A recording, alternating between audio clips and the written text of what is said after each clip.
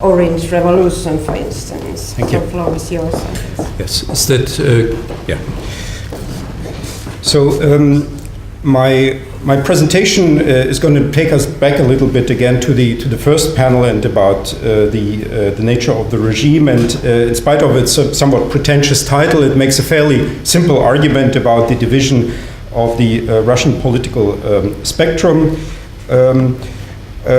I want to run through here sort of through the general approaches to Russian politics and under Putin, and why and how this little thesis that I'm going to propose here may make a contribution. First, maybe to the discourses outside our discipline in political philosophy, in history, and in Germany, in journalism, and the different approaches here you have come probably across, and they are not that important for political science discourse. The sort of the larger philosophies of Russian history about the transitional period that Russia is now going through.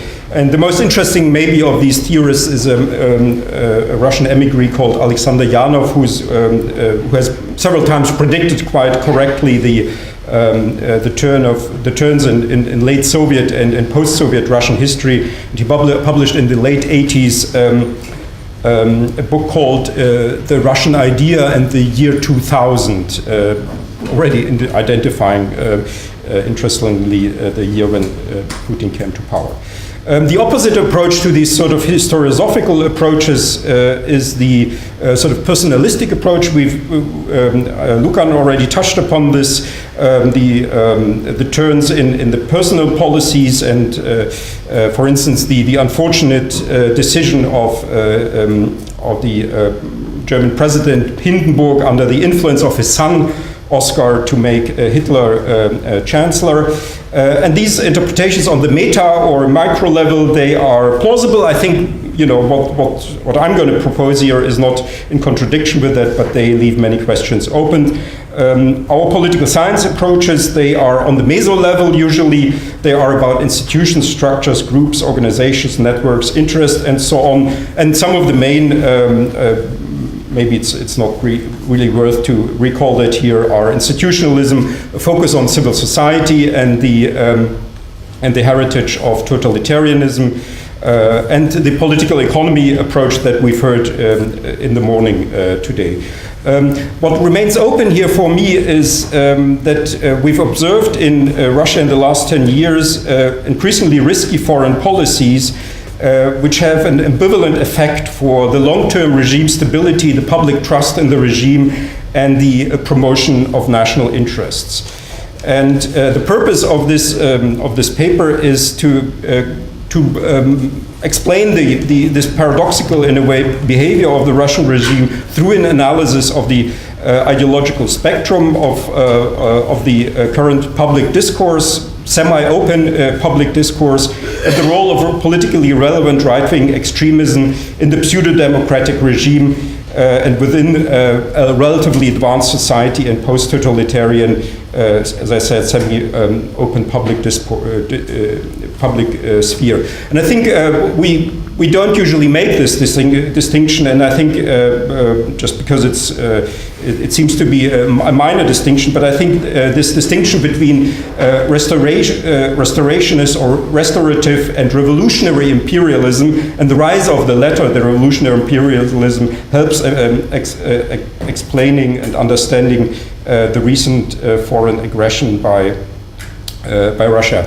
The methodological problem that we have here is a very familiar one in social sciences, that it's not quite clear what here the independent and the dependent variable is. There is an argument to be made that this rise of this revolutionary imperialism that I'm shortly going to illustrate is actually a result of the transformation of Putin's regimes, or it might be a driver of this transformation. It's not quite clear what the cause and the outcome is. It's not quite clear, and I cannot resolve that here, what the interaction between the regime and this revolutionary imperialism is, and whether there might be actually a spurious correlation here. So the only thing that I can sort of illustrate here is that there is a parallel development that I think in a way makes the recent developments more plausible.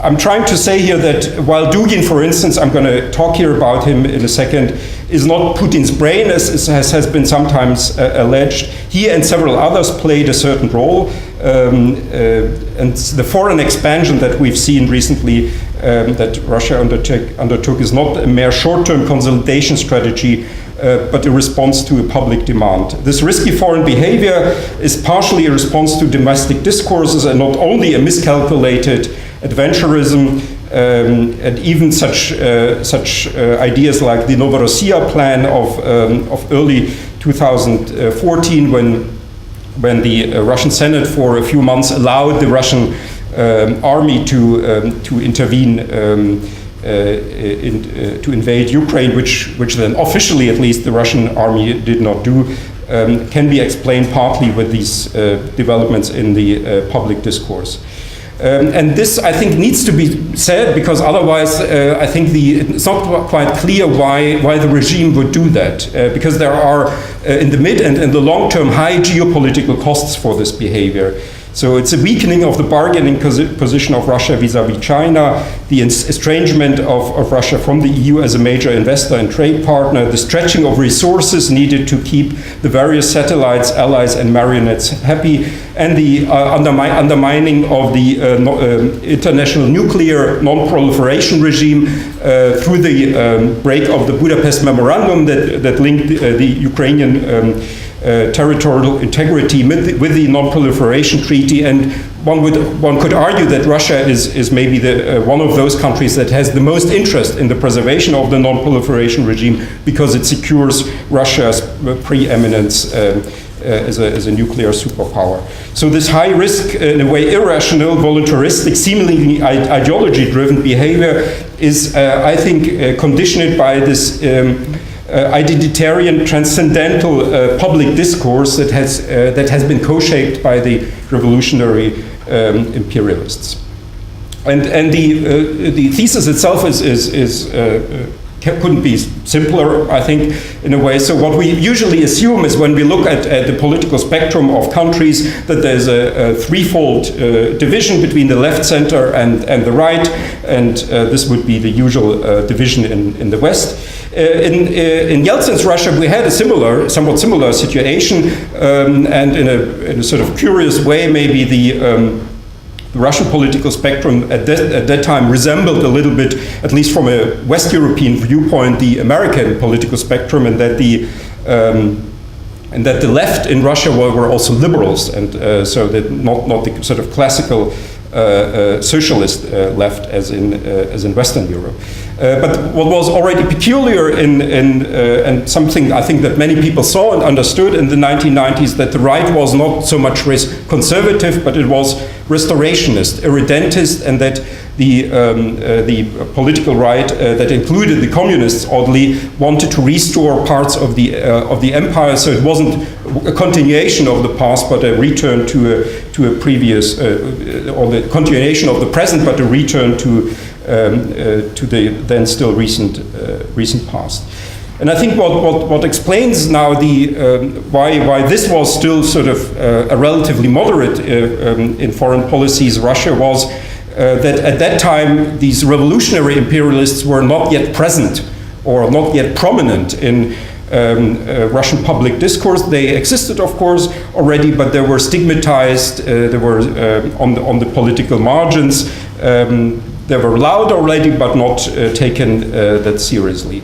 That changed then under Putin, when arguably there appeared a fourth separate camp in the Russian political spectrum, which I think which is not only in conflict with the center, with the former center of Russian politics, and of course with the left in Russian politics, the liberals, but which is also, and that is very important to understand, which is in partial at least conflict with the irredentist empire savers, with those who just want to restore the old empire. So we had then the appearance, and I'm going to introduce here two of them briefly, of these imperialists who didn't want to restore the old empire but create an entirely new empire, and these then under Putin become politically prominent, or actually already became before Putin politically established. I'm going to illustrate that for the example of Zhirinovsky and Alexander Dugin. So I'm going to focus here on these two groups, the Liberal Democratic Party of Russia and Dugin's association Arctogeia, or his International Eurasian Movement, but there could be other case studies made, for instance, on Prokhanov, Lev Gumilyov, Sergei Kurginyan, or Maxim Kalashnikov. So Zhirinovsky is often seen as a mere populist, an extra-political phenomenon, and thus not a fascist or serious political actor. He's seen as a cynic, as a not fully political phenomenon, more like a cultural or media phenomenon. As an actor, he actually was an actor in a movie, as a sort of a political clown and a temporary political phenomenon comparable to the Tymiński phenomenon in Poland in the early 1990s. That was also a sort of flamboyant populist who appeared and then quickly disappeared. What happened was, however, that the LDPR, in spite of its bizarre image, has been constantly present in the parliament since 1993, and in this period gone through a profile adaptation, and arguably, depending on how you define the term senior post-Soviet politician, perhaps Zhirinovsky is today the most senior post-Soviet politician present in the post-Soviet sphere. His profile has also undergone a change. He was more radical, as I'm going to illustrate shortly at the beginning, and he has adapted then when he entered the State Duma his political profile and rhetoric, which was, I think, a political strategic adaptation to the conditions of being present in central mass media and participating in official meetings, fora, negotiations as a State Duma faction leader and deputy speaker. So he couldn't be as radical as he used to be before he got into the Duma in 1993. That was a reaction to the increasing participation in the semi-pluralistic discourse on the federal level and incorporation then later on into politics, Putin's national and regional political system. What is important here is, I think, the ideology that Zhirinovsky outlined before he got into parliament, and he was less restrained in his political statements, and that was the infamous last dash to the south, which a plan for the annexation of Turkey, Iran, and Afghanistan to Russia. And that is sort of the revolutionary part of it, because these countries were never part either of the Tsarist or the Soviet Empire. And that was necessary to secure the Russian borders, to soothe the Beloruss people of the south, the Yuzhanie and Uspokojenie. Yuzhan is a major theme in his book, which is autobiographic in large parts. Russia should get access to the warm waters of the Indian Ocean, and thereby then also regain the status of a regional superpower and indeed savior of the world from the sort of southern disease, which was an ultranationalist and revolutionary and not restorationist ideology. Just maybe to illustrate the sort of outrageousness of this ideology, here a few quotes. Our model implies the dissolution of Turkey, Iran, and Afghanistan as artificial states which have no prospects and which are essentially conquestors, zachvatnicheskие, because these are internally nomadic tribes that is never-ending robbery, attacks, nadbergi, prisoners and hostage-taking and violence. Let Russia successfully realize her last dash to the south. I see Russian soldiers setting for this last southern journey. I see Russian commanders in headquarters of Russian divisions and armies who draw in movement routes for combat units and so on and so on. So I won't go here into this too much. Yeah, he then speaks of a political AIDS, political Chernobyl coming from the south, and that there are all these allegedly pan-Islamic plans, and Turkey wanting to create a great Turkish state. And he then also proposes the division of the whole world, so the US would, for instance, get Southern America and so on. But I won't go here too much into this. What is important here is that this revolutionary ethno-imperialism, as I call it, was already pronounced by Zhirinovsky, both in his party newspaper, oddly called Liberal, and then also in his book that appeared before his election to the State Duma in 1993. So it was already, it wasn't very prominent, but what was known. And in spite of all this, Zhirinovsky was then included in the, he was stigmatized under Yeltsin, but he was then included nevertheless in the pseudo-party system under Putin. And this party system, I come from East Germany actually, that reminds me from of the East German, the GDR's party system, and in East Germany we also had a liberal democratic party, and so does Putin's pseudo-party system have now. So, and then he and his party are part of the official political system, as illustrated, for instance, by Putin awarding Zhirinovsky the Medal for Achievements for the Fatherland in 2006, or the selection of Vladimir Churov, who was elected on the LDPR party list to the as head of the Central Electoral Commission, a key post in the Russian political system.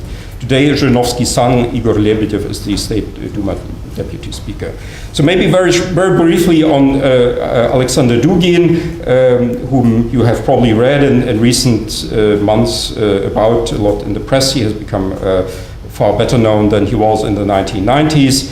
The idea of Dugin is very different. It's also a revolutionary imperialist idea, but different from Zhirinovsky. Zhirinovsky was mainly and is mainly focused on the South, whereas Dugin is focused on the West, and he sees humanity as this eternal conflict between mondialistic Atlantic liberal sea powers, thalassocracies, and continental Eurasian traditionalistic land powers.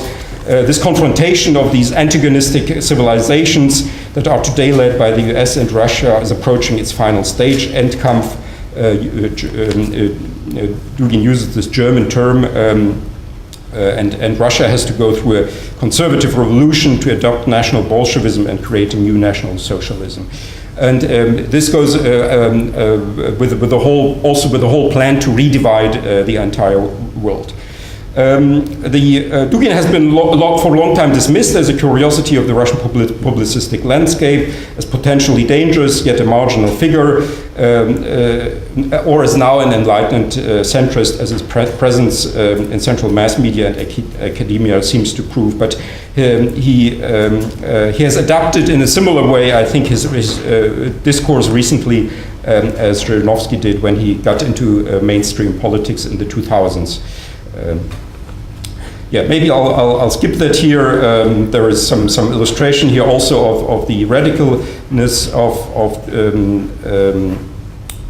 Dugin, who has, for instance, called Heinrich Himmler, the initial organizer of the Holocaust, convinced Eurasian, and then later on, here's, for instance, an example for the influence of Dugin on the regime via this man Ivan Demidov, who is an employee of the Russian presidential administration, who has identified himself as a Duginist and called himself a convinced Eurasian, oddly using the same term that Dugin had used 15 years earlier for Heinrich Himmler. So Dugin is very active in publicism. His books are partly used in higher education, and there's a special relevance also of Dugin here is that he has early on established close relations to the Western radical right, to a man who has died in 1992, Jean Thiriart, which was an important far-right intellectual in Western Europe, and this is all described, by the way, in a book that is forthcoming in September by my colleague Anton Shevtsov, called Russia and the Western Far Right, where also Dugin's role in the connections between the recent connections between Putin's regime and the Western Far Right is illustrated. There are a few other people here with whom Dugan had very early on close contacts. Above all, maybe here Alain de Benoit, who is the major ideologist of the West European New Right. There are also some quotes here from early Dugin when he still was a racist, basically by his ideology. He speaks of Aryan blood and Aryan primordial consciousness, and sees the semi-human beings that are opposite to the Aryan as human animals, as you can see here. But I won't read that out here in full. So what is important here is that Dugin made already the crucial step into the Russian political establishment in 1998, before Putin became to power, when Dugin suddenly becomes, rather surprisingly also for me, the official advisor of the then Speaker of the State Duma, Gennady Zeleznov, and thereby becomes a quite prominent figure. He is the sort of Russian version of what is called the European New Right.